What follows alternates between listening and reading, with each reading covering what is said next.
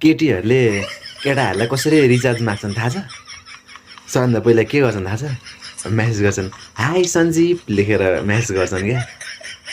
अनि त्यहाँबाट केटाको मान्छेको मन त हो, रिप्लाई दिन्छ, हाई हेलो कहाँबाट म्यासेज गर्यो आज भन्छन् क्या। म पनि त्यही भन्थेँ।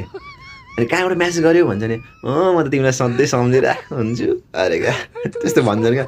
अनि मकै क्या, हामी त मकै केटाहरू त माई गड आज यार कहिले नगर्ने मान्छेले मलाई म्यासेज गर्यो भने मकै हुन्छौँ क्या हामी चाहिँ।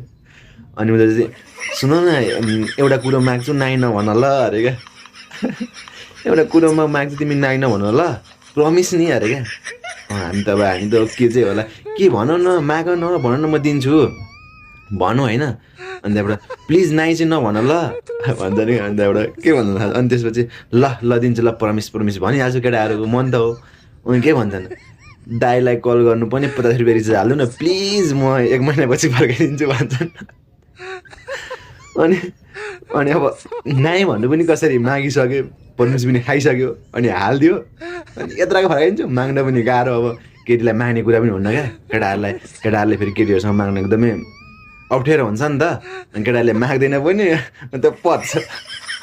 त्यही भएर केटा हो, केटीहरूले त्यो प्रमिस खाउन लायो भने पहिला फर्स्टमा केही नभनिकन केही माग्न आँट्यो भने सम्झिनु, त्यही माग्न आँटेको भनेको।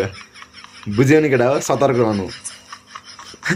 मैले त भोगेर भनेको कुरा हो केटा, तिमीहरू जेसुकै गर।